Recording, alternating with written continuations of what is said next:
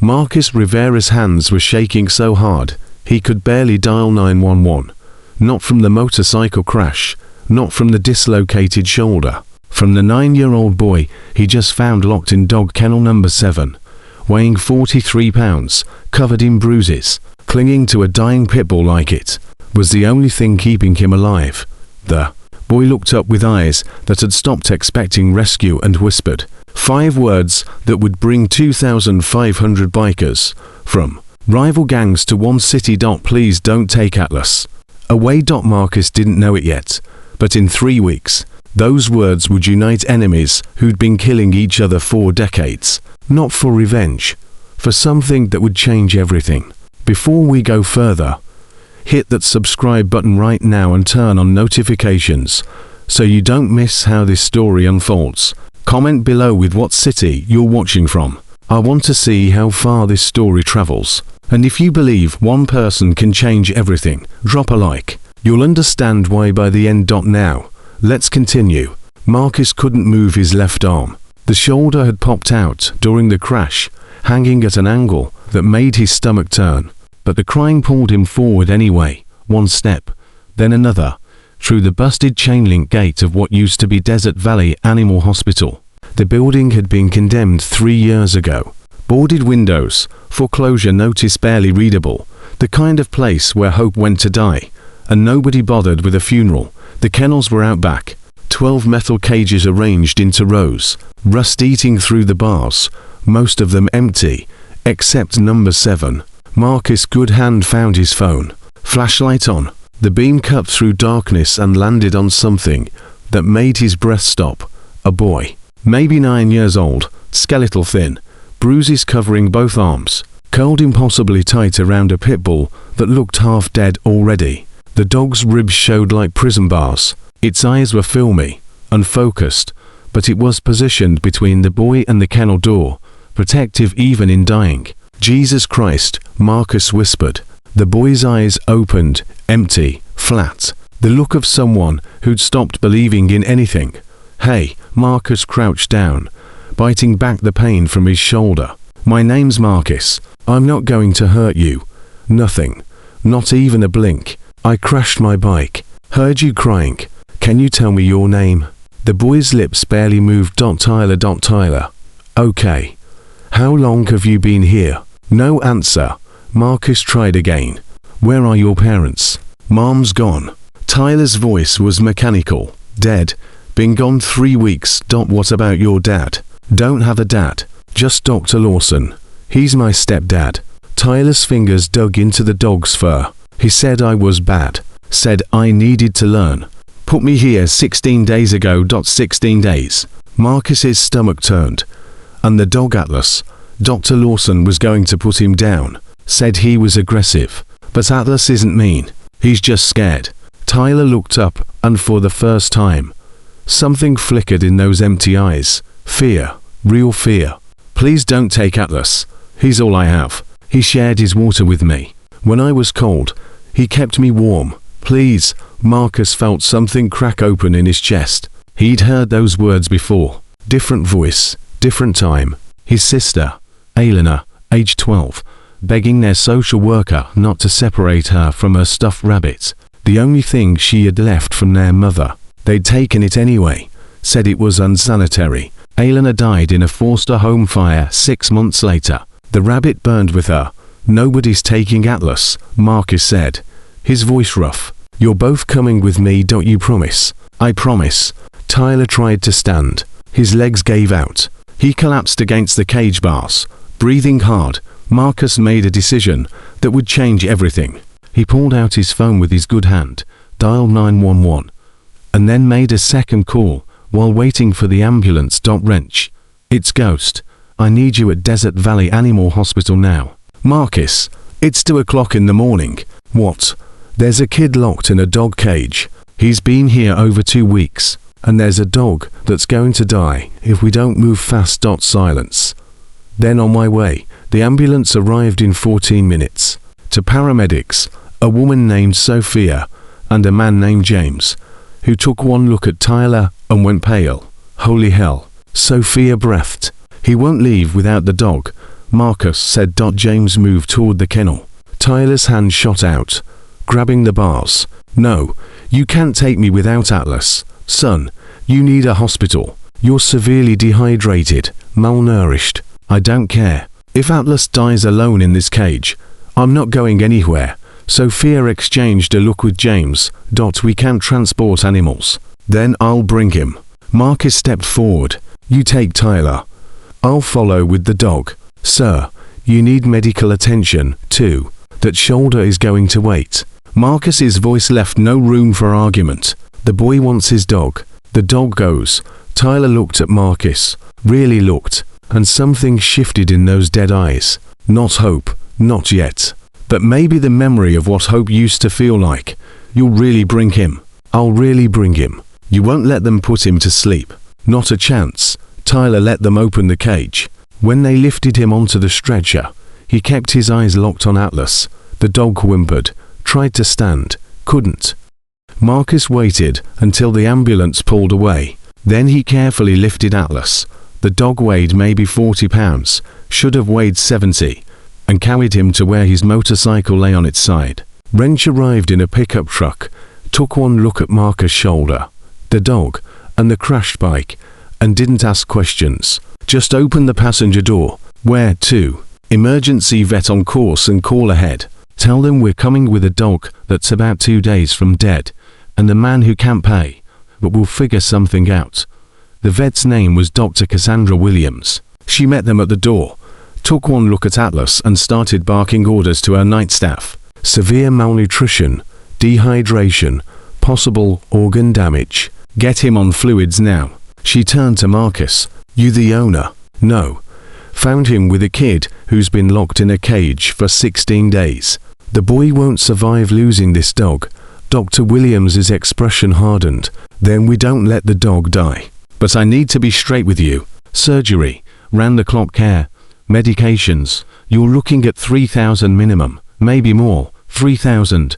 Marcus had maybe 800 in his checking account. Racing paid well during season, but right now with his shoulder wrecked, he wouldn't be competing 4 months. Do it, he said. I'll figure out the money. Sir, do it. Dr. Williams held his gaze, then nodded. Okay, but get that shoulder looked at. You're no good to anyone if you pass out. Marcus drove himself to University Hospital. They relocated his shoulder. He didn't scream, but it was close. Wrapped it, loaded him with painkillers, and told him not to do anything stupid for 6 weeks. He went looking for Tyler instead. Room 347, pediatric wing. Marcus found him hooked to 3 IVs, heart monitor beeping steadily, eyes open, staring at the ceiling. Hey, Tyler's head turned. Where is Atlas? At the emergency vet. Dr. Williams is taking care of him. Says he's going to make it, but it'll take time. You're lying. I'm not. Everyone lies. Dr. Lawson said Mom just needed time away. But I heard them fighting that night. Heard her screaming. Heard something break. And then she was gone. Morning came, and Dr. Lawson was making pancakes like nothing happened. Tyler's voice stayed flat, factual. He said if I told anyone, I'd disappear, too. Said nobody would ever come looking for a kid like me. Said I was nothing. Marcus pulled up a chair, ignoring the pain shooting through his shoulder. You hear me real clear, Tyler? You're not nothing. And people came looking. I found you. The paramedics came. The doctors came. And tomorrow more people are going to come, because that's what happens when a kid gets hurt. The whole world shows up. The whole world didn't show up for 3 weeks. The words hit like a fist, because Tyler was right. 3 weeks in a cage, and nobody noticed. Nobody checked. Nobody cared. Just like nobody noticed when Eleanor's foster parents locked her in a basement. Just like nobody came when she screamed during the fire. Marcus's jaw tightened. Then I'm going to make sure everyone knows now. Everyone. And the man who did this, he's going to answer for it. A doctor entered. Dr. Rebecca Park. According to her badge. Early 40s, kind eyes. But there was steel underneath. Mr. Rivera. I need to speak with you outside. Marcus followed her into the hallway. She closed the door and turned to face him, expression grim. That boy has injuries spanning at least 8 months.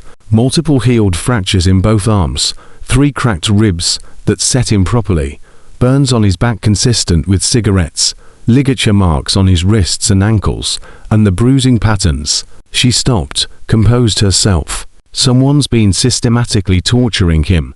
His stepfather, Dr. Richard Lawson. I know who Richard Lawson is. He's a prominent psychiatrist, sits on the hospital board. He locked a 9-year-old in a dog cage and left him to die. I believe you, but this is going to get complicated. Dr. Lawson has connections, money, power, and right now, legally, he's Tyler's guardian. Then we change that. It's not that simple. I've already called CPS. They're sending someone when now. She's in the elevator. Marcus single quote says phone buzzed. Text from Wrench. You need to see this. Dr. Lawson's history. It's worse than we thought. The elevator doors opened. A woman in a business suit stepped out. Perfectly styled hair, professional smile, clipboard in hand. She walked straight to Dr. Park. I'm Linda Ortega, CPS supervisor. I'm here about Tyler Chen. Dr. Park gestured toward Tyler's room. He's stable, malnourished, dehydrated, multiple injuries consistent with long-term abuse. Linda's smile didn't waver. I'll need to speak with him alone. I don't think, Doctor. I appreciate your concern, but this is protocol. I need to assess the situation without outside influence. She turned to Marcus. You found him in a dog kennel, locked in, starving, and you are Marcus Rivera. Relation to the child? None. Then I'll need you to step back. This is a family matter now. Something in her tone set off alarms. Too smooth. Too rehearsed. Marcus glanced at his phone. Wrench's text had expanded. Dr. Lawson married 4 times in 12 years. 3 wives dead or institutionalized. Stepchildren from those marriages all disappeared from system. And Linda Ortega was the caseworker on every single one. Marcus stepped between Linda and Tyler's door. He's not going anywhere until I know he's safe. Linda's smile turned cold. Mr. Rivera, I understand you're concerned, but interfering with CPS is a crime. Step aside or I'll call security. Call them. Linda's hand moved toward her phone. The door to Tyler's room opened. A nurse stepped out, face pale. The boy's asking for Marcus. He's agitated. Heart rate spiking. Dr. Park says to get him now. Marcus pushed past Linda. Inside. Tyler was sitting up, ripping at his IVS. No, no, no, no. She can't be here. She was there that night. I saw her car. Tyler, calm down. She was there when Mom disappeared. Her car was outside. I saw it from my window. Tyler's voice cracked, rising to a scream. She helped him. She helped Dr. Lawson. The monitors started shrieking. Dr. Park rushed in, followed by 2 nurses. Linda Ortega stood in the doorway, face perfectly composed. The child is clearly traumatized, delusional. I'll need to arrange its psychiatric evaluation. Marcus turned slowly. You're not touching him. I have legal authority. You have corruption, and I'm going to prove it. Linda's smile vanished. For just a second, something cold and dangerous flickered in her eyes. You have 24 hours to provide documentation of legal guardianship. Mr. Rivera, if you can't. Tyler Chen returns to his legal guardian, Dr. Richard Lawson. That's not a threat. That's the law. She turned and walked away, heels clicking on linoleum.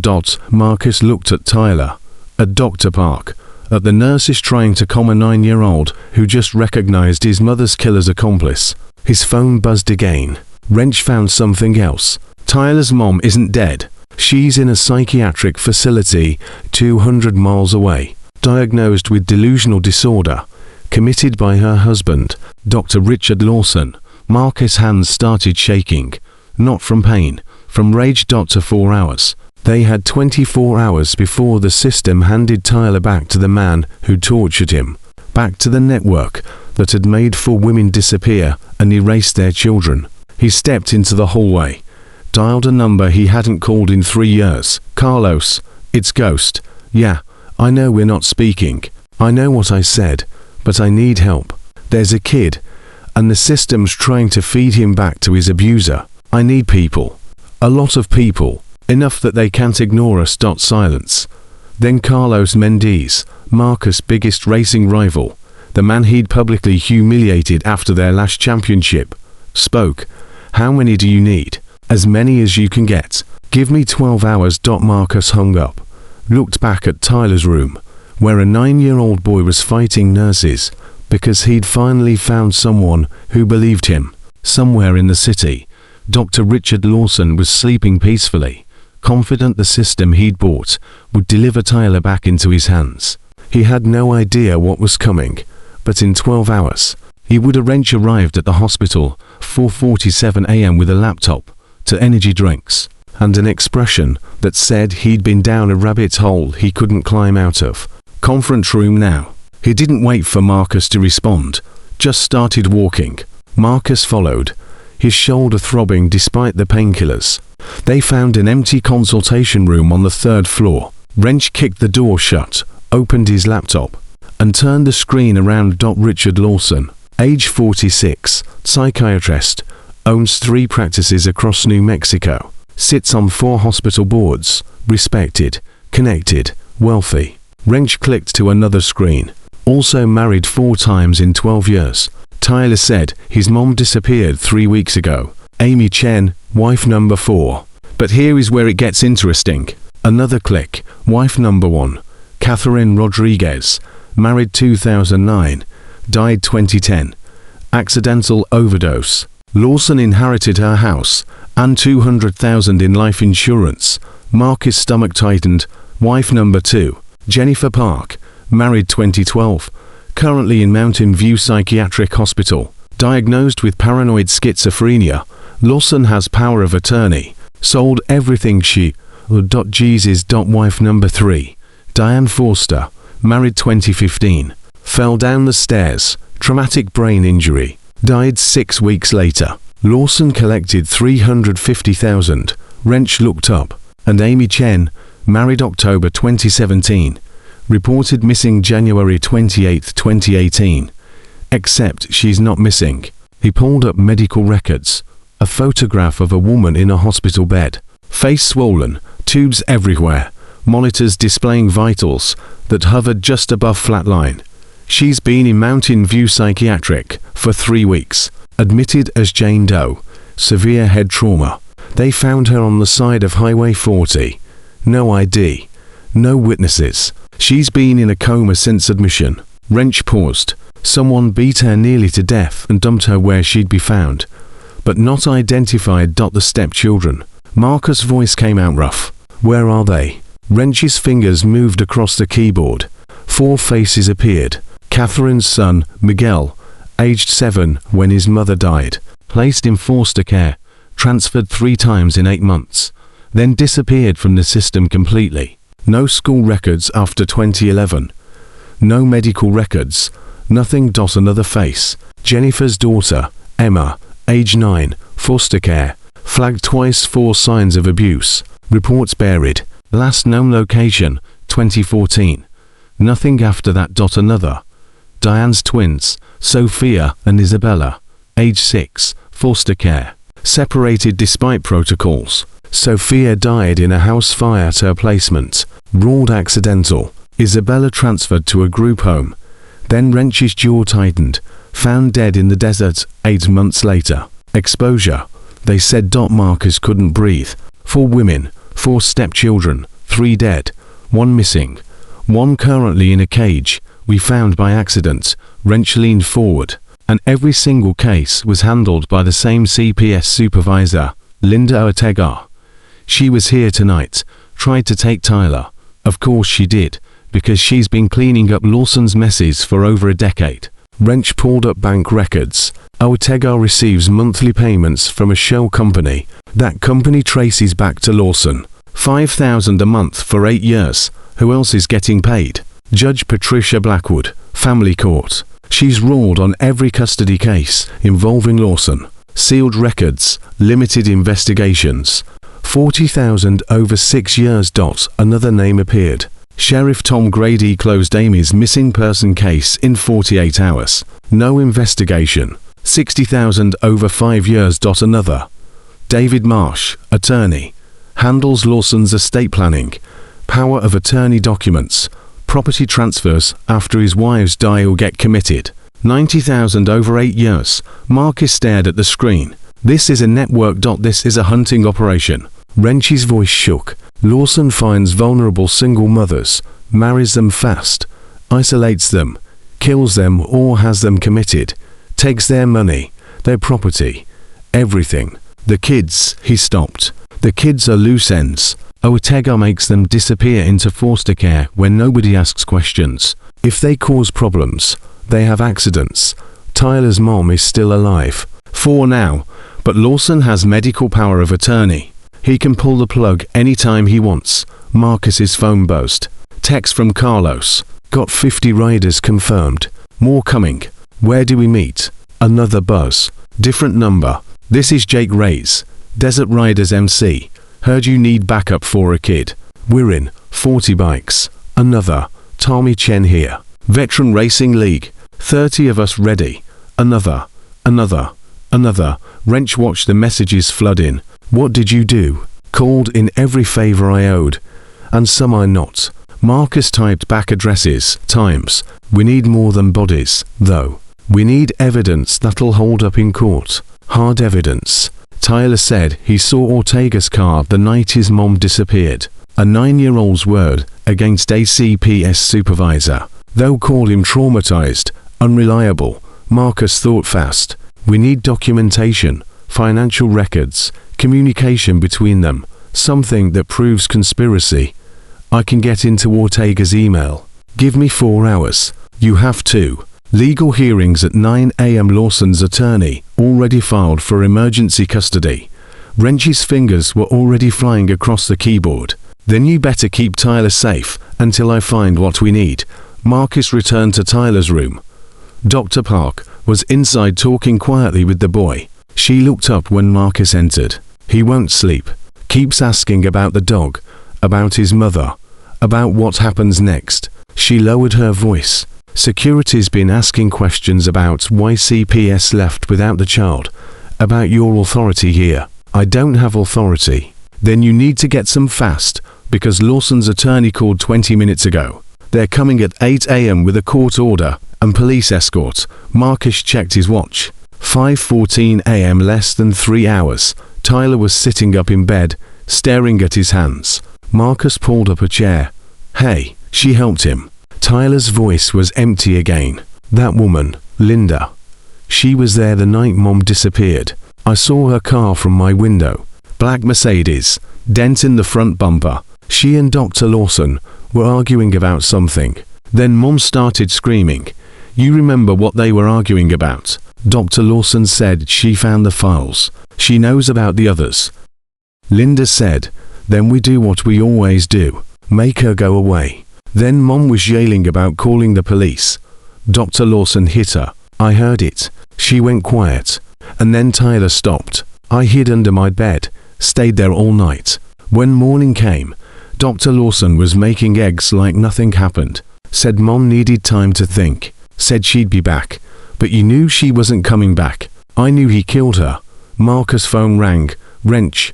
I'm in Ortega's email. Marcus, this is. You need to see this. Send it. 30 seconds later, his phone pinged. Email thread between Linda Ortega and Richard Lawson. Date stamped January 27, 2018. The night Amy disappeared. Ortega. She's asking too many questions. Found the insurance policies, the medical records. She's threatening to go to FBI. Lawson. Then we handle it tonight. Same as before. Ortega. The boy saw Catherine's file. He knows. Lawson. The boy's 9. Who's going to believe him? Ortega. We need to clean this up. All of it. Lawson. Transfer confirmed. $10,000. Get it done. Marcus's hands shook as he read. He looked up at Tyler. What files did you see? Tyler reached under his hospital gown and pulled out a necklace, silver chain, small medallion. He handed it to Marcus. Mom gave this to me 2 days before she disappeared. Said if anything happened to her, this would tell me the truth. Tyler's finger traced the engraving on the back. Coordinates, she said. Follow the stars home, baby. Follow them, and you'll find me. Marcus turned the medallion over. Numbers etched into silver. 35.0844 north. 106.6504 west. He pulled up GPS on his phone. The coordinates pointed to a location 15 miles outside Albuquerque. Storage facility off Highway 40. Wrench. You still got access to property records? Yeah, why? Search for any rentals under Amy Chen's name. Storage unit specifically. Keys clicking. Got one. Stowaway storage. Unit 247. Rented November 2017. Paid through the end of this year. That's it. Marcus stood. That's where she hid the evidence. Dr. Park stepped forward. You can't leave. Tyler needs. I'll be back before they come for him. Marcus looked at Tyler. Your mom left you a trail. I'm going to follow it. And whatever's at the end, we're using it to bury Lawson. Tyler grabbed his arm. What if it's not enough? What if they take me anyway? Marcus crouched down, met the boy's eyes. Then 200 bikers are going to stand between you and them. And if that's not enough, 2,000 will. Because when you save one kid, you save them all. Every rider out there, they're someone's son, someone's brother, someone's father. They all know what it's like when the system fails. And they're done watching it happen. He was out the door before Dr. Park could argue. Stowaway storage looked like every other facility. Chain link, security cameras that probably didn't work. Units arranged in rows like metal tombs. Marcus pulled up at 623A. The gate was locked. He went over the fence. Unit 247 was in the back corner. Combination lock. Marcus tried Tyler's birthday. Nothing. Amy's birthday. Nothing. Then he tried the date. She married Lawson. The lock clicked open. Inside. Boxes, files, documents stacked floor to ceiling. Marcus pulled out his phone, turned on the flashlight, and started reading. Life insurance policies, 5 of them, all with Lawson as beneficiary.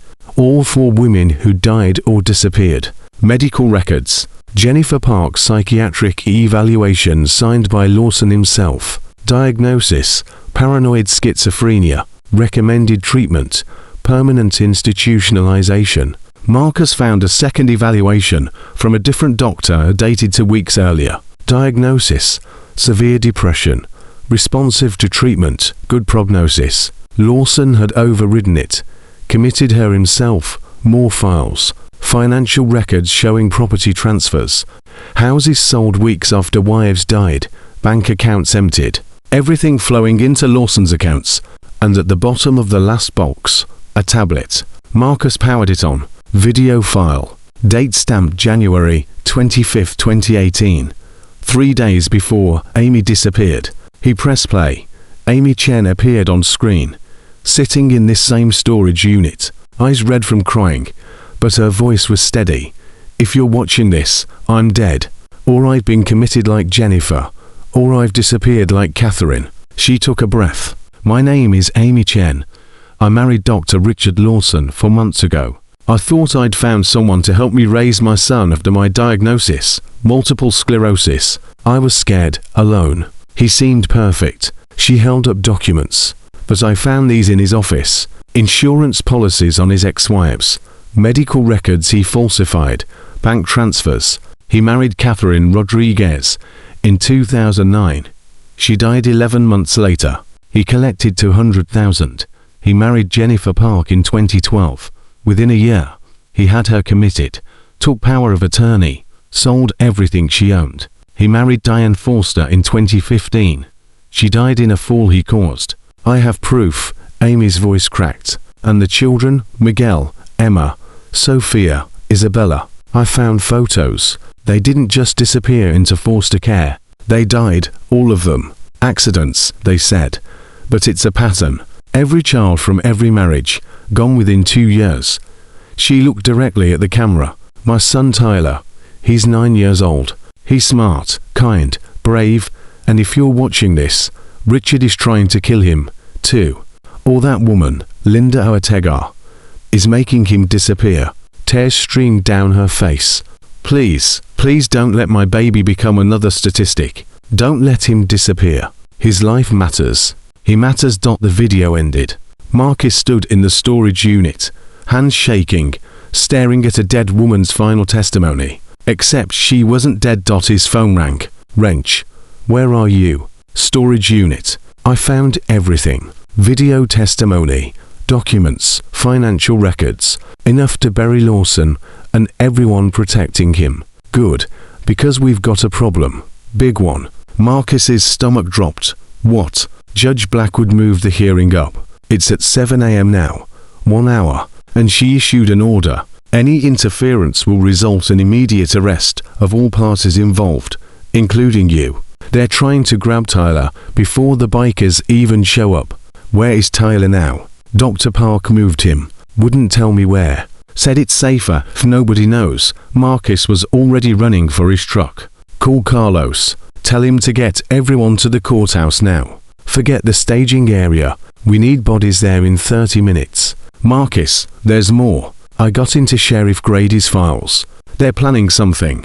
I saw an email to Lawson. Problem solved by 9 a.m. Boy back in your care. Loose ends contained. Loose ends. You, me, Dr. Park. Anyone who knows the truth. Wrench's voice was grim. They're not just taking Tyler. They're cleaning house. Marcus floored the accelerator. 15 miles to the courthouse. Morning traffic starting. He wove between cars, ignoring horns, lights, everything except the road ahead. His phone buzzed constantly. Messages from riders all over the state. Desert Riders MC. 60 bikes heading your way. Veteran Racing League. 45 confirmed. Carlos here. I got the bandidos. 80 riders. Never thought I'd say that. This is Maria Santos. FBI. Got your messages. En route. Don't do anything stupid before I get there. FBI. Wrench had copied federal agents on the evidence. Marcus hit the courthouse. At 6:52 a.m. the street was already filling with motorcycles. Hundreds of them. Riders in leather patches from clubs that normally didn't speak to each other. All standing silent, arms crossed, watching the courthouse entrance. Carlos Mendez stepped out of the crowd. Marcus hadn't seen him in 3 years. Not since their last race, when Marcus had accused him of cheating, cost him a championship, ruined his reputation. They stared at each other. You were right, Carlos said quietly, about the cheating. My crew chief was fixing my bike. I didn't know until after. Should have spoken up. Didn't. That's on me, Carlos. Kid in a cage changes things. Makes old grudges look pretty damn stupid. Carlos extended his hand. So, where is he? Where's Tyler? I don't know. Dr. Park hid him. Smart lady. Carlos gestured to the growing crowd. We're at 300. More coming. What's the play? We wait for the FBI. We document everything. We make sure every camera in this city sees what happens when they try to hand a tortured kid back to his abuser. A black Mercedes pulled up. Linda Ortega stepped out, saw the bikers. Her confident expression flickered. She walked toward the courthouse. The riders didn't move, didn't speak, just watched her climb the steps. Another car, Sheriff Tom Grady. He saw the motorcycles and reached for his radio. Then a third car. Marcus's breath stopped. Dr. Richard Lawson emerged. Tailored suit, perfect hair, calm smile. He looked at the bikers like they were an inconvenience, not a threat. His eyes found Marcus. They stared at each other across 50 feet of asphalt. Lawson's smile widened. He mouthed 2 words. Game over. Then the courthouse doors opened. Judge Patricia Blackwood appeared, flanked by 2 bailiffs. Emergency hearing for minor child Tyler Chen. Petitioner Dr. Richard Lawson. Respondent. She looked around. Where's the child? Linda Ortega stepped forward. Your Honor, the child is being illegally detained by. The child is under medical care. Dr. Park's voice cut through. She emerged from a side entrance. Tyler beside her. And he's here voluntarily. Tyler walked down the courthouse steps. Every eye locked on him. This tiny 9-year-old. Bruises still visible on his arms. Hospital bracelet on his wrist. He stopped 10 feet from Dr. Lawson. You said nobody would ever come looking for me. Tyler's voice was small but clear. You said I was nothing. He turned, looked at the 300 riders. You were wrong. Lawson's smile vanished. Judge Blackwood's voice was ice. Inside now. This hearing begins in 5 minutes. Anyone who interferes will be arrested. Marcus started forward. Carlos grabbed his arm. Wait. Look. More vehicles arriving. Vans, cameras, news crews. Someone had called the media. Tyler looked back at Marcus one more time. Terror in his eyes. But also something else. Hope. The courthouse doors closed and Marcus realized they just walked into a rigged game where the house always won. Unless someone flipped the table. The courtroom was smaller than Marcus expected. 20 rows of wooden benches.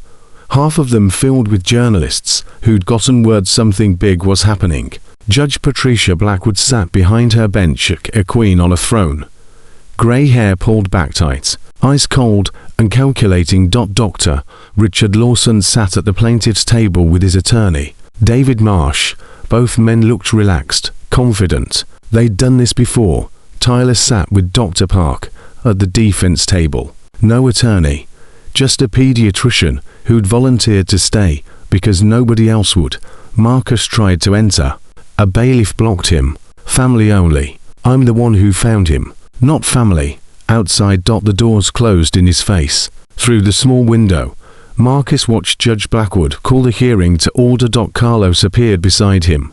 We've got 500 now. More coming every minute. Word spreading. Marcus' phone buzzed. Text from Wrench. Sent Amy's video to every news outlet in the state. Someone's going to play it. Inside, Judge Blackwood was speaking. Marcus couldn't hear through the door, but he could see Tyler shrinking in his chair. Dr. Park's hand on his shoulder. A journalist burst out of the courtroom, phone to her ear. Marcus caught her arm. What's happening? The judge won't allow the evidence. Says it was obtained illegally. The video, the documents, the financial records, all inadmissible. She pulled away. This hearing's a joke. The kid's going back to that monster. Marcus's vision tunneled. How long? Judge is giving final statements now. Maybe 5 minutes. 5 minutes. Tyler had 5 minutes before the system handed him back to the man who'd locked him in a cage. Marcus' phone exploded with texts. Desert Riders. 120 bikes here. Veteran League. 90 total. Iron Horseman just arrived. 140 strong. Bandidos bringing more. 200 confirmed. The roar of engines filled the street. Not hundreds, thousands, motorcycles pouring in from every direction, lining every block around the courthouse. News vans multiplied. CNN, NBC, ABC, local stations, national stations. Someone had turned this into a media event. The courtroom doors opened. Tyler walked out between two bailiffs. His face was blank, empty. The same look Marcus had seen in the kennel. Dr. Lawson followed, smiling. Linda Ortega beside him. Judge Blackwood's voice carried from inside. The minor child is remanded to the custody of his legal guardian, Dr. Richard Lawson. Effective immediately, Marcus moved forward. The bailiff's hands went to their weapons. Don't. Carlos grabbed Marcus's jacket. Not like this. Tyler stopped walking. Stood in the courthouse hallway surrounded by people who decided his fate without caring what he wanted. Then he spoke. Quiet at first, then louder. No. Everyone stopped. No. Judge Blackwood appeared in the doorway. Young man, this hearing is over. The decision has been made. You said judges protect children. My mom told me that. She said the law keeps us safe. Tyler's voice grew stronger. But you're helping the man who hurt her. You're helping him hurt me. That's enough. No. It's not enough because I counted. Tyler turned, looked at the windows. Through the glass, hundreds of bikers visible. There are 2,000 people outside. They came because one man asked them to help a kid they never met. You're one person helping a man who locks children in cages. He stepped toward Judge Blackwood. Who do you think people will remember? The judge's face went white. Bailiff, remove this child. They reached for Tyler. Marcus was already moving. So was Carlos. So were 20 other riders who'd pushed their way inside. Touch him, and we've got a problem, Marcus said. Sheriff Grady's voice boomed from the entrance. "Everyone outside now, or you're all under arrest." Nobody moved. Grady spoke into his radio. "This is Sheriff Grady. I need riot control at the courthouse immediately. We have an illegal assembly refusing to disperse." Through the windows, Marcus watched as police vehicles arrived. 12 units, officers in tactical gear emerging. The crowd of bikers had swelled to over 1,000, maybe 1,500. This was about to turn into a war. Then something happened nobody expected. The riot police captain, a man named Rodriguez, walked toward the line of bikers, helmet on, shield raised, his unit behind him. He stopped 10 feet from Carlos Mendez. The two men stared at each other. Rodriguez reached up, removed his helmet, and spoke loud enough for everyone to hear. "My son's name was David, 10 years old, foster care system, died in a house that burned down while his foster parents were at a casino." CPS said, "It was an accident." Sealed the records. His voice cracked. "I know what this is. I know what they do."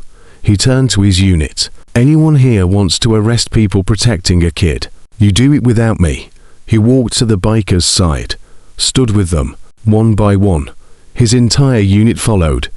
Sheriff Grady's face went purple. "You're all fired. Every single one of you." "Then fire us," Rodriguez said. "But we're not moving." The journalists caught everything. Cameras rolling. This was no longer a custody hearing. This was a standoff. Marcus' phone rang. "Wrench. They're trying to scrub the evidence. Lawson's office is being cleared right now. Files, computers, everything. If we don't move fast, it disappears."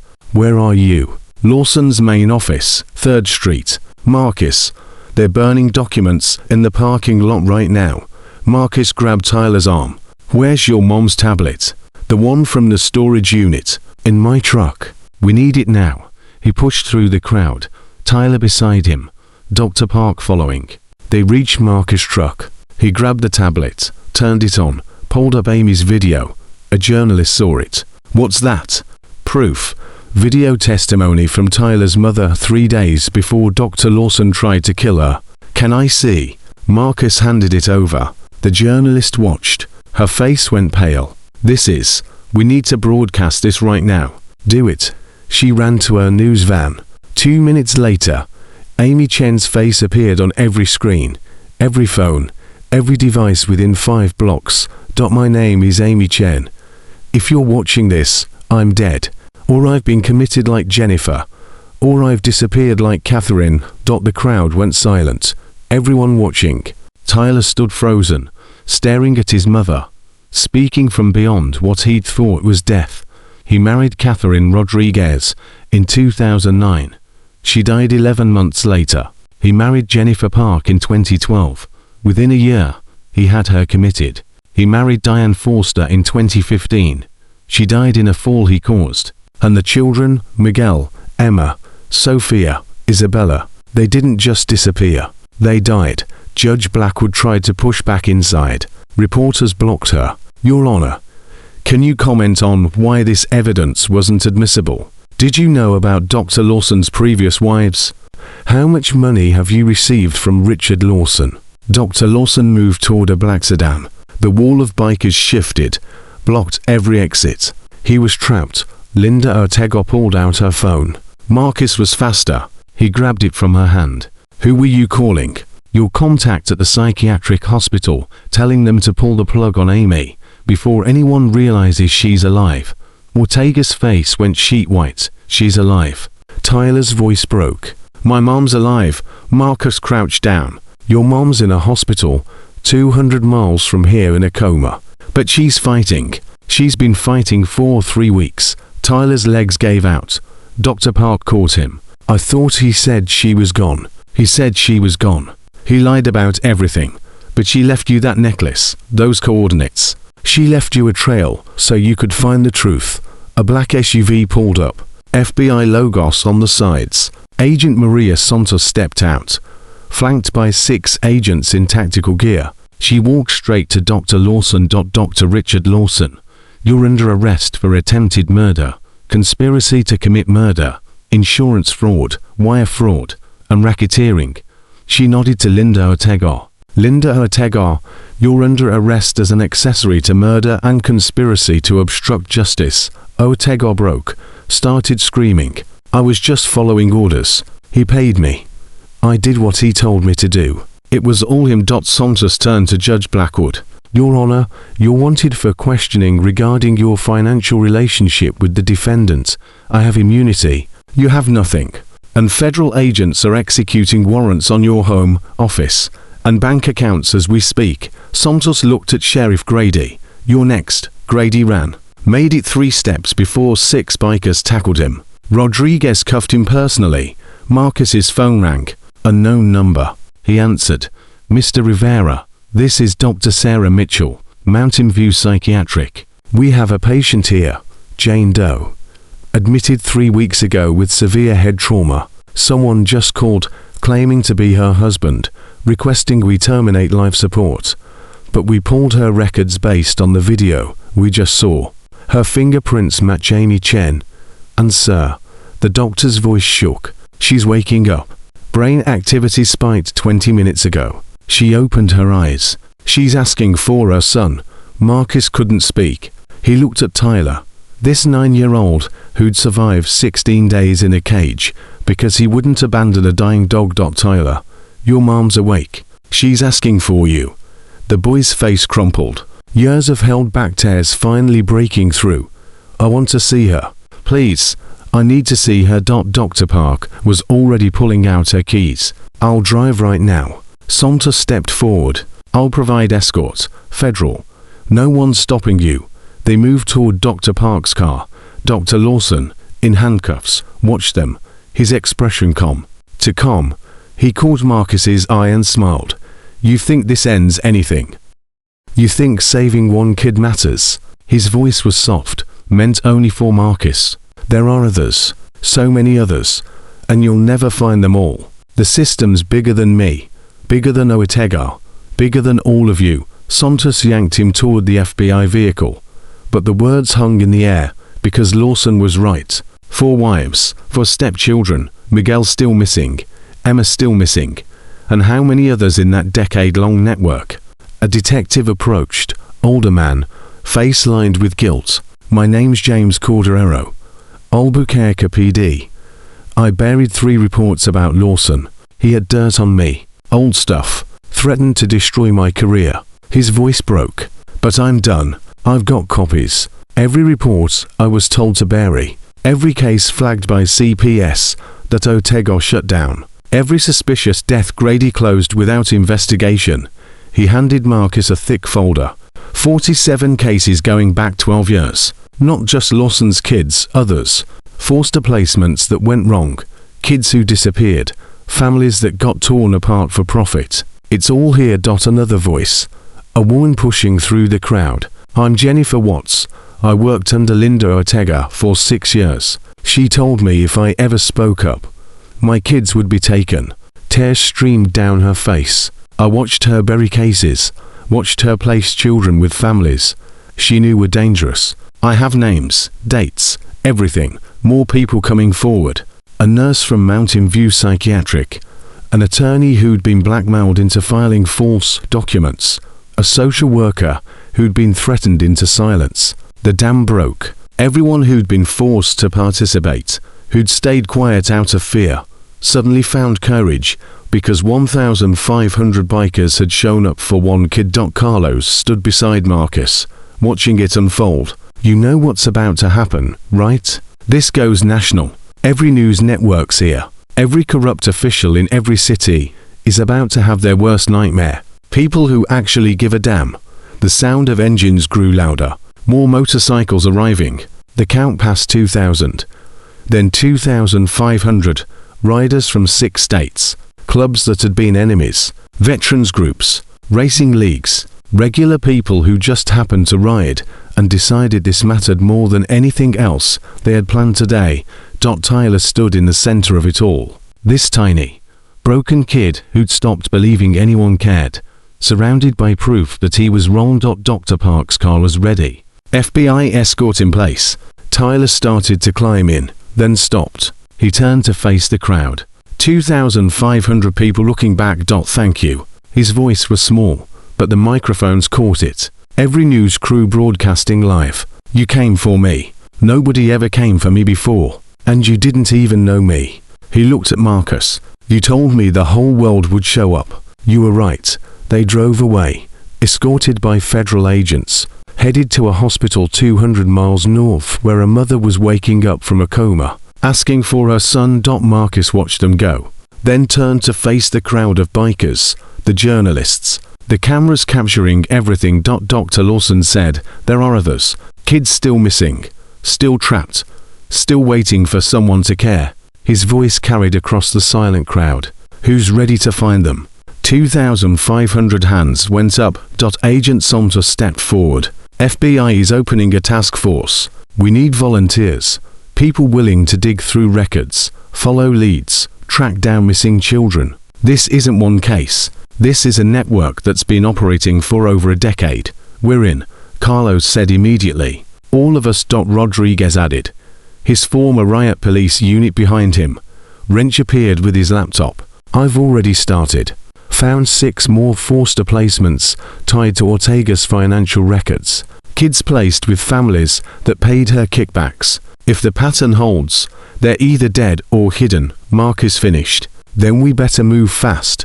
The courthouse steps had become a command center. Journalists interviewing officials who were breaking ranks.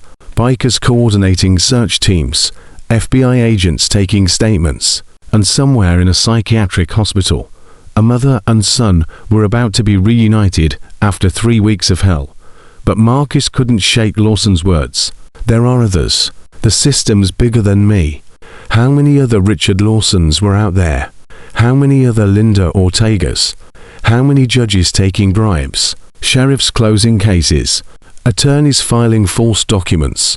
How many children were sitting in cages right now thinking nobody would ever come? His phone rang. Dr. Park. Marcus. Tyler just saw his mother. She recognized him immediately. First word she said was his name. A pause. They're both crying. But Marcus, Amy's asking about the other children, the ones from Lawson's previous marriages. She says there's something we don't know. Something worse. Worse than 4 dead women and missing kids. She says one of the children isn't missing. She says one of them is working for Lawson, helping him find new targets. A teenager now. Someone who survived his first family and became. Dr. Park's voice dropped to a whisper. Marcus, one of the victims, became a recruiter. That's how he's been finding vulnerable single mothers. Someone who knows exactly what to look for. Marcus's blood went cold. Which child? Amy doesn't know, but she saw emails. Someone signing as M, setting up meetings, introducing Lawson to support groups for sick parents. Tyler's mom met Lawson at a grief counseling session for people with chronic illness. Someone sent in their Miguel, Catherine's son, 7 years old when his mother died. That would make him, Marcus did the math, 16 now. A teenager who'd spent 9 years in the system, watching his mother's killer walk free. Maybe decided joining him was safer than fighting him. Or maybe didn't have a choice. Santos was already on her phone pulling records, tracing digital footprints. If there's a teenage accomplice, we'll find them. She looked at Marcus. But if this kid's been trafficked, abused, forced into this, we bring them in alive. Understood. They're a victim, too. Marcus nodded. But his mind was racing. How many families had Miguel helped Lawson target? How many mothers had he befriended, earned trust from, fed information about? How many other Tylers were out there? Because a broken kid decided survival meant becoming the monster. The sun was setting over Albuquerque. 2,500 bikers still filled the streets. News crews still broadcasting.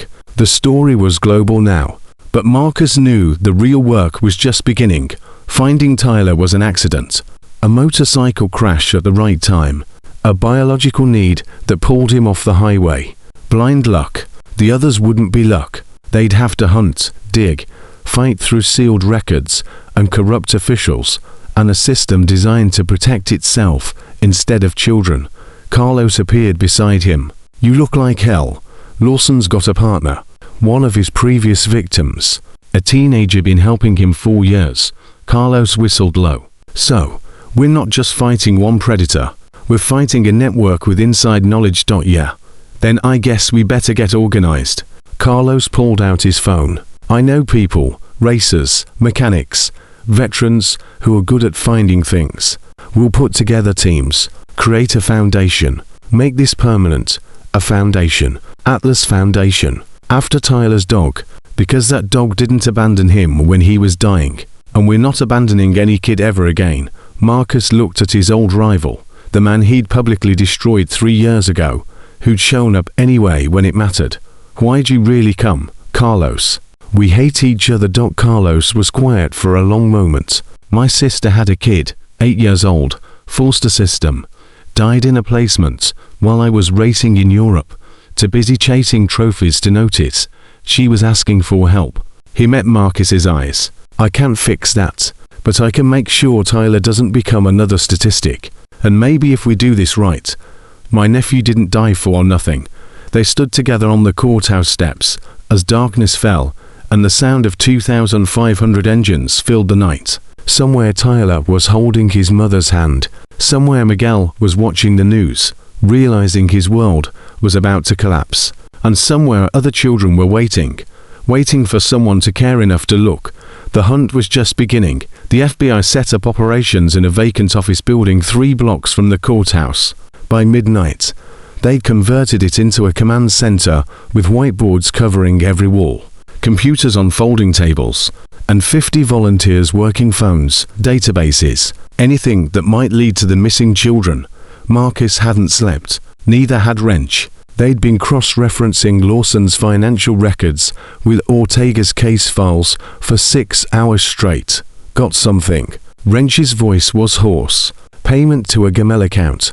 Monthly deposits for 3 years. Always the same amount. $500. Account registered to M. Rodriguez. Miguel. Catherine's son. Agent Santos leaned over Wrench's shoulder. Can you trace IP addresses? See where he's been logging in. Already did. Multiple locations, libraries, mostly public Wi-Fi. Kid smart, covering his tracks. Wrench pulled up a map. Red dots scattered across Albuquerque. But there's a pattern. 3 locations he hits more than others. Coffee shop on Central, library downtown. And he zoomed in, youth shelter on 4th Street. Santos grabbed her radio. I need units at 847 4th Street. Youth homeless shelter. Target is Miguel Rodriguez, 16 years old, Hispanic male. Approach with caution. He's a victim, not a suspect. Repeat, victim, not suspect. Marcus was already heading for the door. Carlos caught up with him. What's the play? We find him before he runs. Kid's been watching the news. Knows we're coming.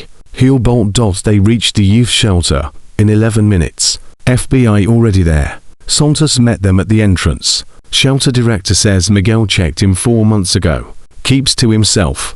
Works part-time at a grocery store. Nobody suspected anything.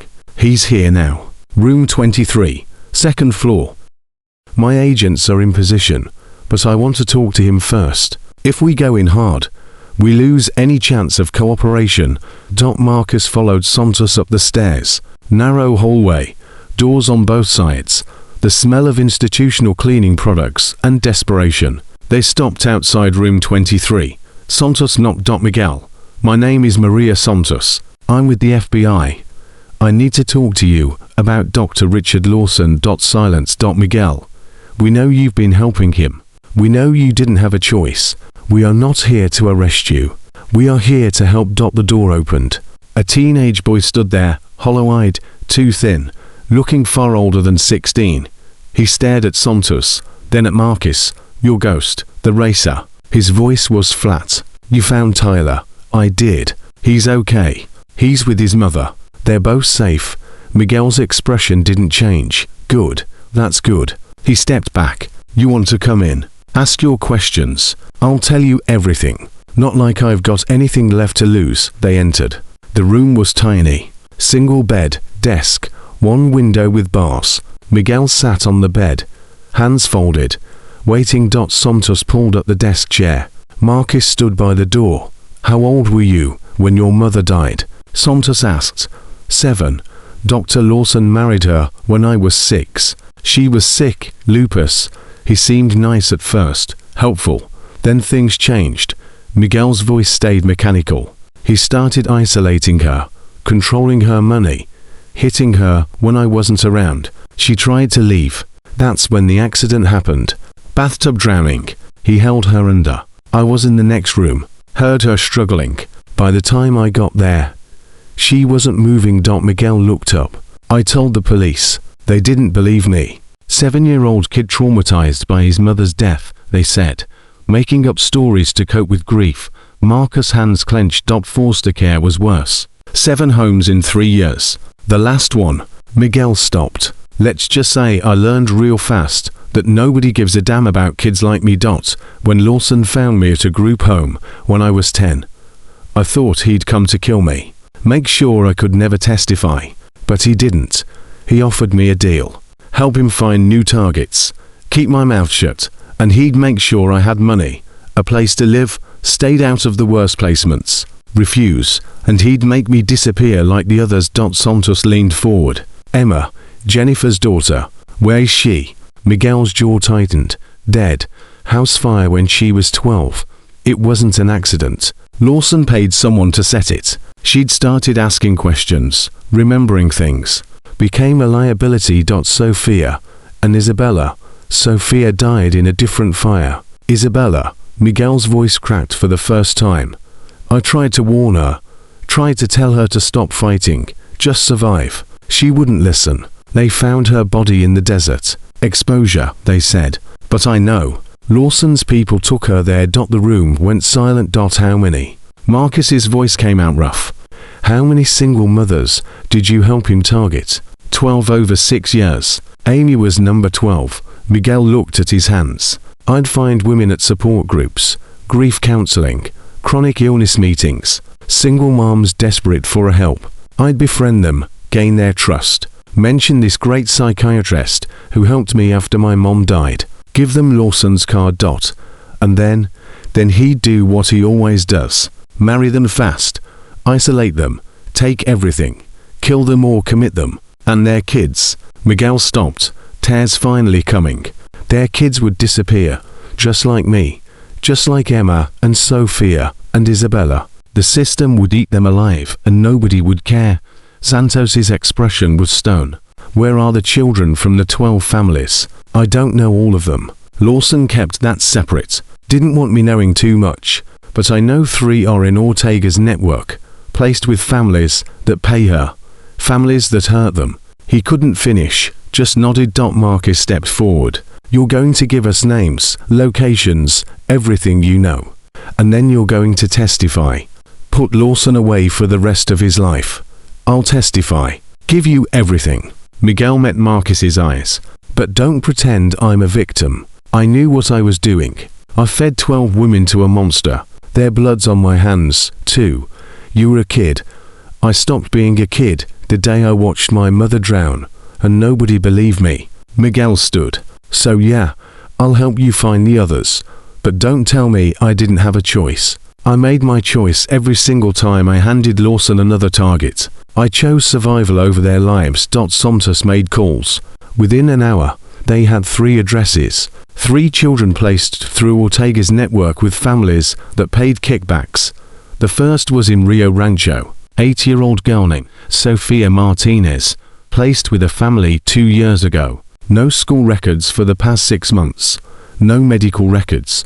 The FBI hit the house at 4 a.m. Marcus and Carlos went with them. The foster parents claimed Sofia ran away. Had no idea where she'd gone. But the basement told a different story. Chains bolted to the wall. Bucket in the corner. The smell of human waste. They found Sofia locked in a storage shed behind the house. 40 pounds. Should have weighed 70. Same dead eyes Tyler had. She wouldn't speak, not a word, just stared. Marcus crouched down outside the shed. Didn't try to touch her. Just spoke quietly. My name's Marcus. I found a boy named Tyler a few days ago. He was locked in a dog cage, starving. Thought nobody would ever come for him. But people came. 2,000 people. And now Tyler's with his mom. Safe. Sophia blinked. We're going to get you out of here. Take you somewhere safe. And the people who hurt you, they're going to jail for a long time. Sophia's lips moved, barely a whisper. Promise, I promise. They carried her out. EMTs waiting. The foster parents were already in handcuffs, screaming about their rights, about how they'd done nothing wrong. Rodriguez, the former riot police captain, got in their faces. You locked a child in a shed like an animal. You starved her, beat her, and you're worried about your rights. His voice was deadly quiet. You better pray you get to jail before these people decide your rights don't matter anymore. He gestured to the 50 bikers surrounding the property. The second address was in Albuquerque proper. 10-year-old boy named Carlos Diaz, placed 18 months ago. They found him working in a mechanic shop. 12-hour days, no pay, sleeping on the garage floor. His foster father ran the shop, pocketed the money Carlos earned, beat him when he complained. Carlos, the boy, not Mendez, saw the FBI badges and ran. Made it to blocks before Marcus's motorcycle cut him off. The boy put up his fists, ready to fight. I'm not going back. You can't make me, kid. We're not taking you back. We're getting you out. Everybody says that. Then they take you to the next place. And it's worse. Marcus killed his engine, took off his helmet. You know who I am. Carlos squinted. You're that racer. Ghost something. Yeah. And 3 days ago, I found a kid locked in a dog cage. System failed him. Failed a lot of kids. But we're fixing it right now, today. And you're part of that. I don't believe you. Fair enough. So here's what we're going to do. You come with us. We take you to a hospital. Get you checked out. And if at any point you want to leave, you leave. Nobody stops you. But give us a chance. One chance. Carlos looked at Marcus, at the FBI agents hanging back, at the bikers forming a protective circle, the dog, the one in the cage with the kid. What happened to it? Dog's alive, recovering. The boy wouldn't leave without him. So we made sure the dog came, too. Carlos's fists lowered. You saved the dog, both of them. And we're trying to save you, too. If you'll let us. The boy's shoulders sagged. He was crying before he hit the ground. The third address was wrong. Empty house. Neighbors said the family moved 6 months ago. No forwarding address, no records. The child was gone. Wrench ran the names through missing persons databases. Nothing. No Amber Alert. No police report. The kid had simply vanished. That's 3 families from Lawson's targets. Santos said. 2 recovered. 1 missing. Miguel said there were 12 families total. We've accounted for 3. That leaves 9 more children unaccounted for. How do we find them? We dig. Pull every case Philo Ortega handled, every placement she approved, every sealed record. We tear this system apart until we find every single child. It took 4 weeks. 4 weeks of round-the-clock work. Volunteers from across the country. Bikers, lawyers, social workers who'd been silenced. Detectives who'd been forced to close cases, everyone coming together. They found 6 more children alive, 3 in foster care placements, 2 in group homes, 1 working in forced labor at a farm 300 miles from Albuquerque. All of them broken, all of them convinced nobody cared, all of them wrong. 2 children were found dead, buried in unmarked graves. DNA matched dental records from kids who'd disappeared from the system years ago. 1 child was still missing. 7-year-old girl, Sarah Martinez, last seen 18 months ago. Despite everything they'd found, Sarah remained a ghost. The trial started in May. Dr. Richard Lawson faced 15 felony counts. The prosecution had Amy's video testimony, Miguel's cooperation, financial records, communication logs, and 9 children willing to testify. The defense argued entrapment, illegal search and seizure, contaminated evidence. None of it stuck. The jury deliberated for 3 hours. Guilty on all counts. Judge Patricia Blackwood was removed from the bench, disbarred, facing her own charges. She tried to negotiate. Santos didn't give her the satisfaction. You sold children for money. There's no deal here. Linda Ortega broke completely. Gave up everyone in the network. named judges in 3 states, sheriffs in 5 counties, attorneys who'd been falsifying documents for a decade. The system didn't just crack, it shattered. Sheriff Tom Grady got 15 years. Attorney David Marsh got 18. Judge Blackwood got 20. Dr. Richard Lawson got 9 consecutive life sentences. No parole. Miguel testified at every trial, faced the people he'd helped destroy, took responsibility for his part. When it was over, Santos approached him in the courthouse hallway. "You cooperated fully, helped us find 9 children.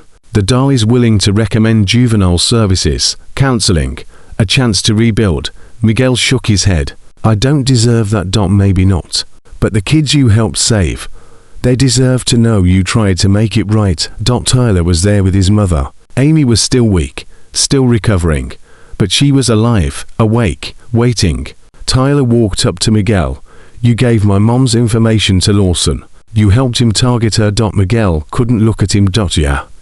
And then you told the FBI where to find the others. You helped save Sofia and Carlos, and the rest doesn't make up for what I did." "No, it doesn't." Tyler paused. "But my mom said something. She said, nobody's just one thing.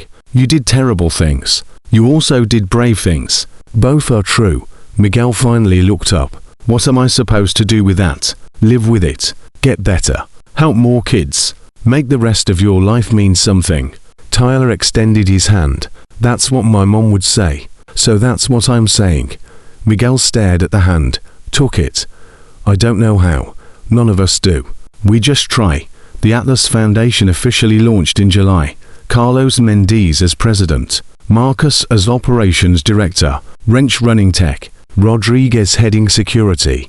300 volunteers, 50 bikes available for rapid response, legal team on retainer, connections to FBI, state police, social services across 6 states.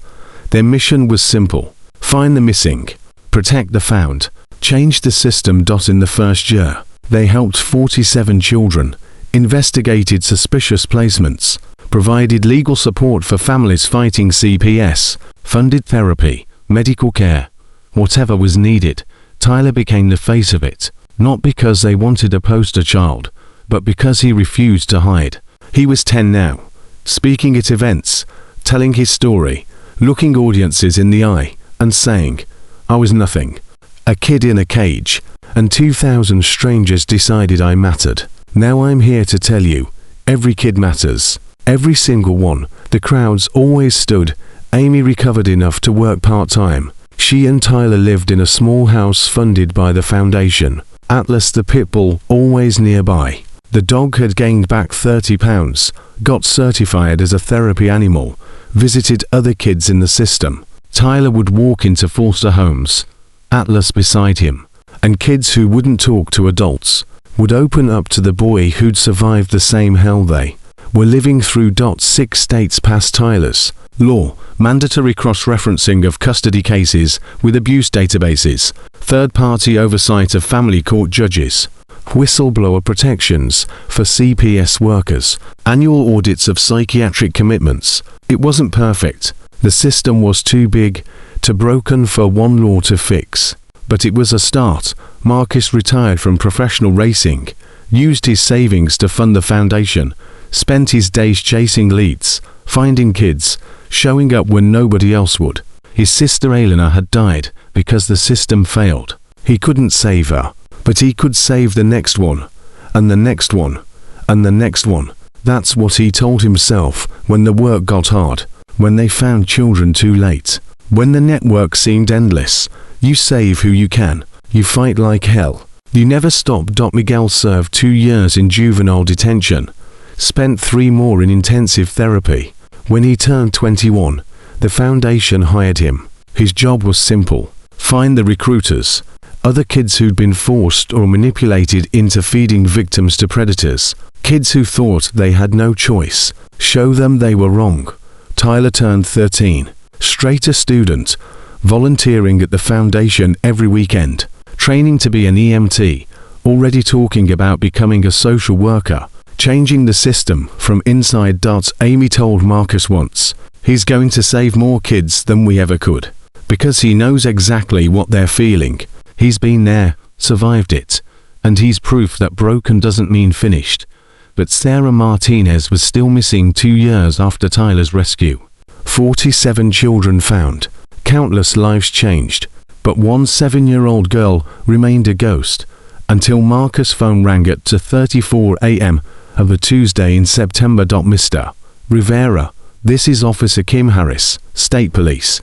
We got a call from a trucker. Says he saw a young girl at a rest stop off Interstate 40. Looked wrong, scared, kept looking over her shoulder. When he approached, she ran. He followed at a distance. Girls hiding in an abandoned building. We're heading there now, but, she paused. Trucker says she matches the description of Sarah Martinez.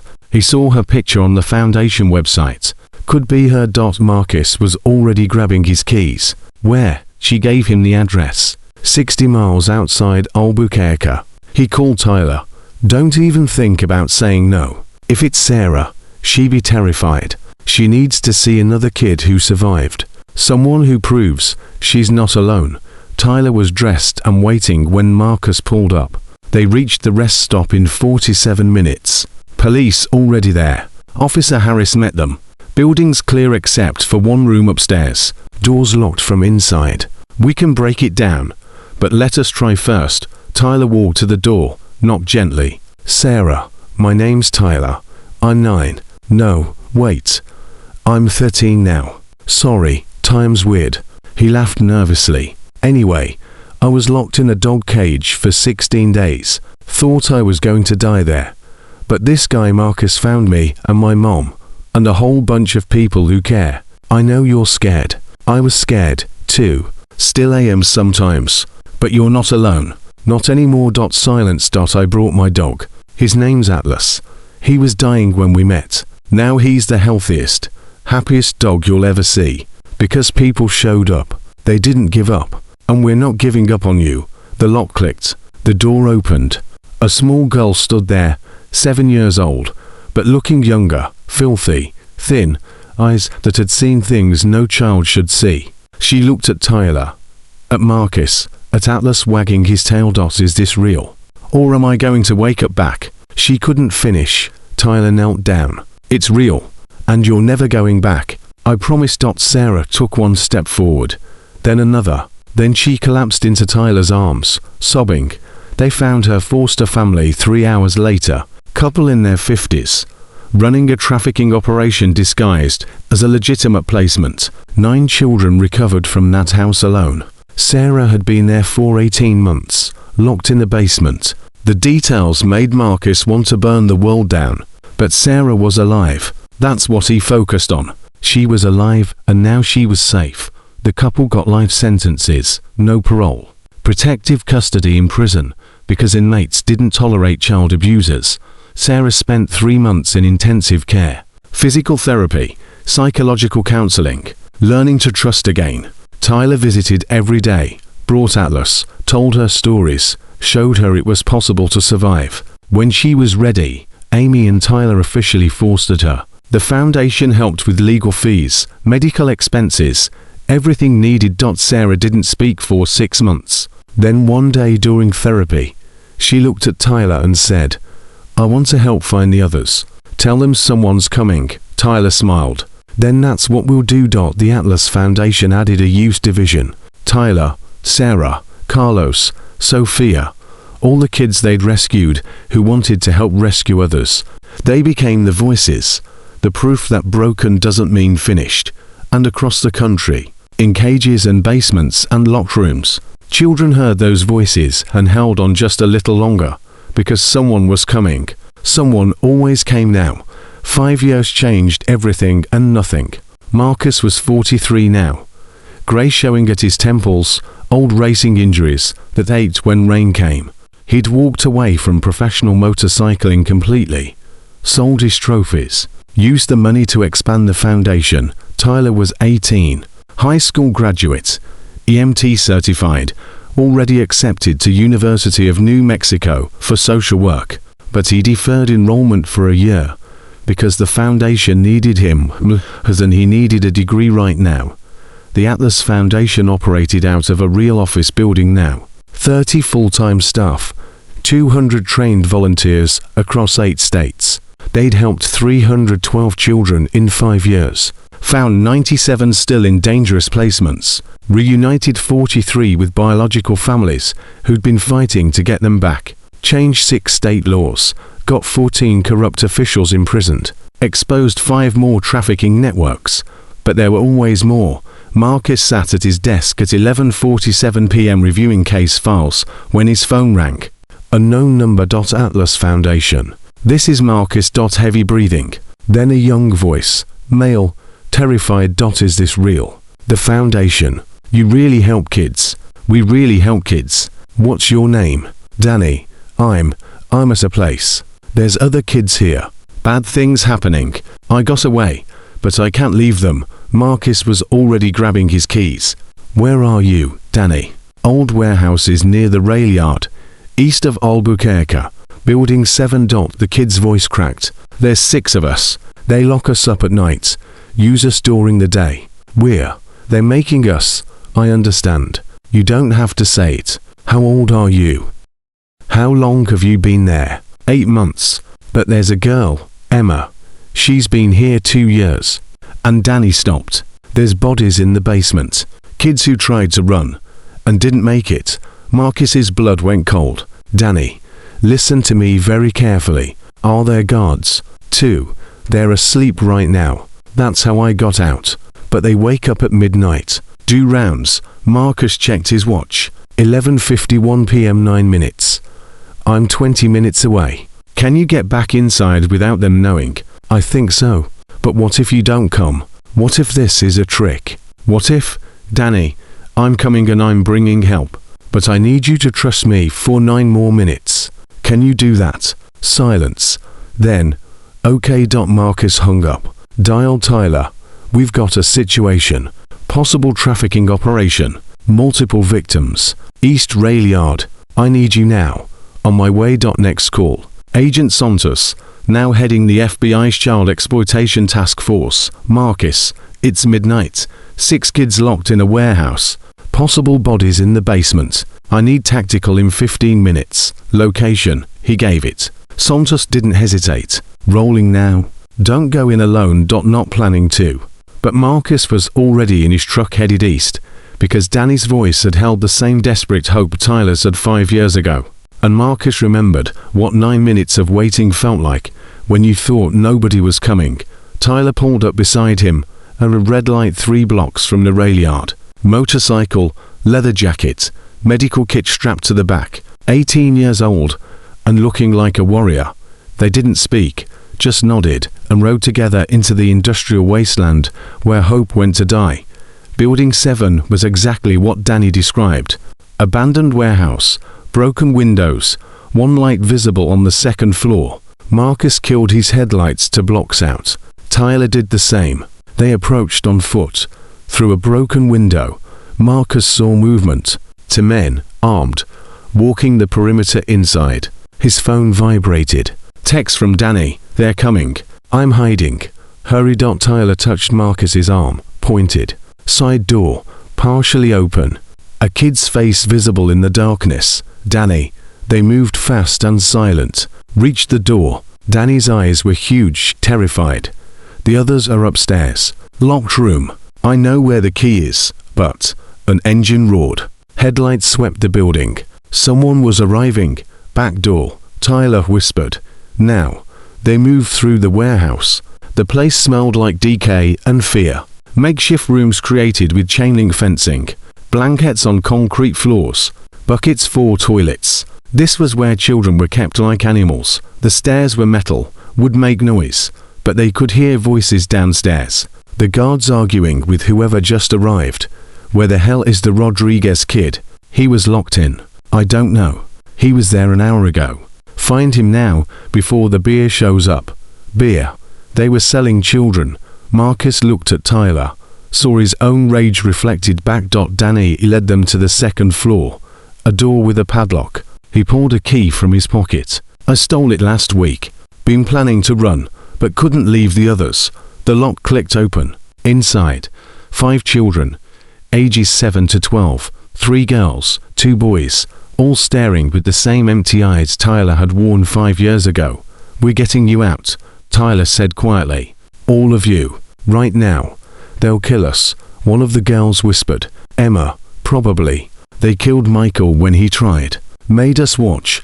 They're not killing anyone else." Tyler crouched down. "My name's Tyler Chen. 5 years ago, I was locked in a dog cage, starving, beaten. Thought I was going to die there. But people came, and now I'm here to return the favor." Sirens in the distance. FBI arriving. Footsteps on the stairs. The guards had heard the lock. Marcus positioned himself between the children and the door. "Tyler, get them to the window. Fire escape on the east side. What about you?" "I'll hold them here. Marcus, go." Tyler grabbed Danny, started hurrying the other kids toward the window. Emma wouldn't move. "There's more in the basement. The bodies." But she started crying. "Not all bodies. Some are still alive. They put them down there when they get too weak to work." Marcus's stomach turned. "How many?" "3. Maybe 4. I don't know." The door burst open. 2 men with guns. Marcus didn't think, just moved, tackled the first one, fist connecting with jaw. The man went down. The second raised his weapon. Tyler threw his medical kit, hit the guard's arm. Gun went off, bullet hitting ceiling. Then Tyler was on him, fighting like his life depended on it. Because it did. Because all their lives did. More sirens. Closer now. FBI must be at the perimeter. Marcus pinned his guard, grabbed the gun, pointed it at the second one. On the ground now. The man hesitated. Tyler grabbed a pipe from the corner, held it like a weapon. You heard him. The guard went down, hands behind his head. FBI burst through the door. Santos leading. She took in the scene. The children. Marcus holding a gun. "Clear," she shouted. "Suspects in custody. Get medical up here now." EMTs flooded in. Tyler helped them with the children, talking quietly, keeping them calm. Santos grabbed Marcus's arm. Danny said, "There are more in the basement." Emma said 3 or 4 still alive. They found 6. 6 children locked in the basement. No light, no heat, barely any water. 3 unconscious, 2 delirious. 1 curled in the corner, rocking, humming to herself. Tyler went down with the EMTs, started triage. 18 years old and working like a seasoned professional, because this wasn't his first rescue anymore. It was his 47th. The children were transported. The guards arrested. Santos's team started processing the scene. But Marcus noticed something. A filing cabinet in the corner, unlocked. Inside, documents, client lists, payment records, photographs, and names he recognized. He pulled out his phone, called Wrench. "I need you at the East Rail Yard now. I think we just found another network." Wrench arrived in 10 minutes, took one look at the files, and went pale. "Marcus, these names, half of them were in Lawson's network. The people we thought we shut down 5 years ago." He scrolled through his laptop. "But look, different shell companies, different routing numbers. It's not the same network. It's a new one using the old infrastructure. They rebuilt. They evolved. Learned from Lawson's mistakes. Made it harder to trace." Wrench's jaw tightened. 12 locations across 3 states. This warehouse was just one cell. Santos listened, then made calls. Within an hour, FBI coordinated raids across New Mexico, Arizona, and Colorado. They found 38 children. 38 kids locked in warehouses, basements, storage facilities, all part of the same operation. All funneled through corrupt Forster systems, group homes, and CPS workers who took bribes. The scale was staggering. Marcus sat on the curb outside the warehouse as dawn broke, watching ambulances come and go. Tyler sat beside him, blood on his knuckles, exhaustion in every line of his body. "We shut down Lawson's network 5 years ago," Marcus said quietly. "Thought we won, but they just built a new one. So we shut this one down, too. And the next one, and the next one." Tyler looked at him. "That's the job, right? You told me once that saving one kid saves them all. But you didn't tell me we'd have to save them over and over again. Would you have done anything differently? Tyler thought about it. No, because 38 kids are going to hospitals right now instead of being sold. Emma and Danny and the others are going to survive. That matters. Even if there's another network tomorrow. A news van pulled up. Then another. By the time the sun fully rose, 12 crews were there. Santos gave a press conference, detailed the operation, named the people arrested, showed photographs of the recovered children with their faces blurred. This trafficking network operated for at least 3 years. It used the same infrastructure exposed during the Lawson investigation 5 years ago. The people who built this learned from previous mistakes. They thought they were untouchable. She paused. They were wrong. A reporter shouted a question. Agent Santos, sources say the Atlas Foundation was instrumental in this rescue. Is that accurate? A 14-year-old boy named Danny escaped tonight and called the Atlas Foundation hotline. He led us to 11 other children. Without his courage and without the Foundation's rapid response, we might not have found them in time. Another reporter. Is this connected to the rescue of Tyler Chen 5 years ago? Santos stepped aside. Tyler Chen is here. He can answer that himself. Tyler stood, walked to the microphones. 18 years old, covered in dust and blood, looking every bit like someone who just fought a war. 5 years ago, Marcus Rivera found me locked in a dog cage. I weighed 43 pounds, had bruises everywhere. My mom was in a coma. My stepfather tried to kill us both, and I thought nobody cared. Thought I was nothing. His voice was steady, clear. Then 2,000 people showed up. Bikers from rival clubs, racers who hated each other, strangers who decided I mattered. They stood between me and the system that failed me, and they changed everything. Tyler looked directly at the cameras. Tonight, Danny did the same thing I did. He asked for help and we came, just like people came for me. Because that's what we do now. We show up every single time, for every single kid. He held up his phone, showed the Atlas Foundation logo. This number is on our website. If you're a kid in trouble, call it. Someone will answer. Someone will come. I promise you that. Because I was you. And now I'm here. And I'm not letting anyone else feel as alone as I felt. The reporters erupted with questions. Tyler ignored them. Walked back to Marcus. You okay? Marcus asked. No. But I will be. Tyler looked at the warehouse. How many more places like this are out there? Too many. Then we have work to do.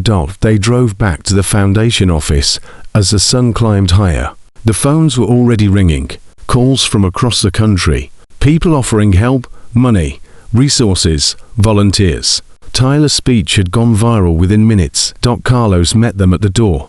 We've got 300 messages in the last hour. 50 of them are from kids asking for help. Actual emergencies. Get Santos on the phone.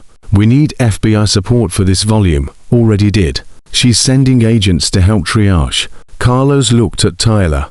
Kid, you just became the most famous survivor in America. You ready for that? No.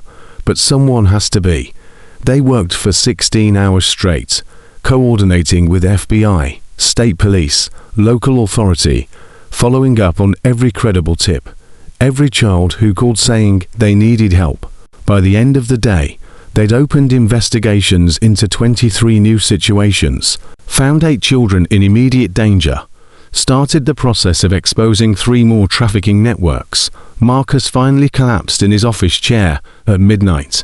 Tyler was still at a computer cross-referencing case files. You need sleep, Marcus said. So do you. I'm twice your age. I've earned the right to be exhausted. Tyler smiled. Tired, but real. You know what I was thinking about? That night you found me. I asked you not to take Atlas, because he was all I had. And you promised nobody was dying that night. I remember. You kept that promise. Atlas is sleeping in my room right now. 10 years old. Still protecting me. Tyler looked up. How many promises have we kept in 5 years? One for every kid we helped. You remember all of them. Every single one. Tyler stood, walked to the window. The city lights stretched out below them. Millions of people. Thousands of children. Some safe, some not. My mom said something yesterday. She said she's grateful for what happened to us. Not grateful it happened, but grateful for what we became because of it. He turned back. Is that crazy? No, it's survival. Turning pain into purpose. I keep thinking about the kids we couldn't save. The ones we found too late. The ones still missing. How do you live with that? Marcus joined him at the window. You remember the ones you did save? Emma's in foster care with a family that actually gives a damn. Danny's getting therapy, starting to heal. Sarah's thriving with your mom. Sophia, Carlos, all the others. They're alive because you didn't give up. Because you didn't give up. No. Because 2,000 people decided one kid mattered. And then kept deciding it over and over 4 or 5 years. Marcus put his hand on Tyler's shoulder. You were that kid. Now you're the person who shows up. Both are true. Tyler's phone rang. He answered. Atlas Foundation. This is Tyler. Pause. Okay. Stay calm. We're coming. Where are you? He grabbed his jacket. Marcus was already heading for the door. What is it? 16-year-old in Phoenix says she escaped from a trafficking situation. 3 other girls still there. She's hiding in a gas station bathroom. They were in Marcus' truck in 30 seconds. 2 hours to Phoenix. They made it in 90 minutes. The girl's name was Marie. She led them to a house in a suburb that looked perfectly normal. Nice lawn, 2-car garage, the kind of place where neighbors would never suspect. FBI hit the house at 4 a.m. Found 3 girls, ages 13, 15, 17. Found evidence of 12 more who'd been there and moved. The couple who ran it were arrested. Their computers seized. The digital trail led to 7 more locations. By dawn, 14 children were in protective custody. And the network, the new one that thought it learned from Lawson's mistakes, started to collapse. Santos called Marcus at noon. The couple in Phoenix started talking, trying to cut deals. They're giving up everyone. We're looking at arrests in 6 states. This is bigger than Lawson. Bigger than anything we've seen. How many kids? We're estimating over 200 passed through this network in 3 years. We've accounted for 83. The rest. She didn't finish. The rest were dead, missing. All sold to people who'd never bring them back. Marcus thought about Miguel. About how one kid forced into helping a monster had sparked the destruction of an entire network. About how Danny, escaping and making one phone call, had just done the same thing. About how Tyler, refusing to give up on a dying dog, had started a movement that saved hundreds. Small moments, small choices, ripples that became tidal waves. The Foundation's phones didn't stop ringing for 3 weeks. National coverage, international coverage, donations flooded in. Volunteers from 40 states. They opened chapters in Arizona, Colorado, Texas, California, hired 50 more staff, trained 500 new volunteers, and kept answering the phones.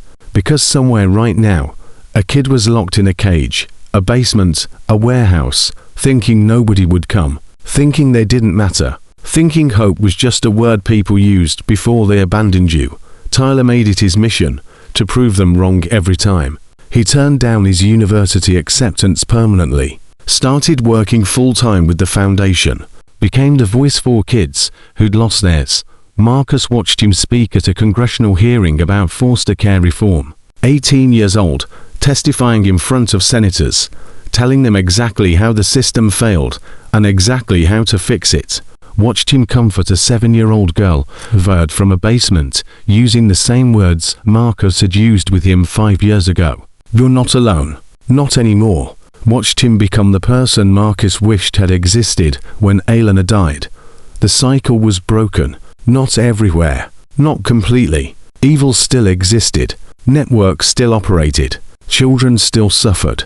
But now there was the Atlas Foundation, and 2,000 bikers who still showed up when called, and an 18-year-old who refused to let anyone feel as abandoned as he'd once felt.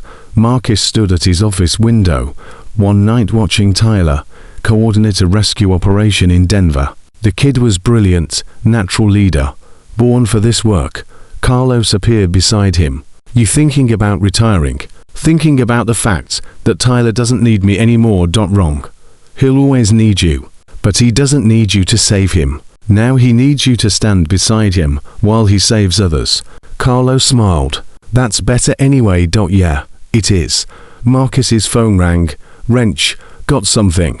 Anonymous tip about a situation in Santa Fe. Dog kennel operation. Reports of a child locked in one of the cages.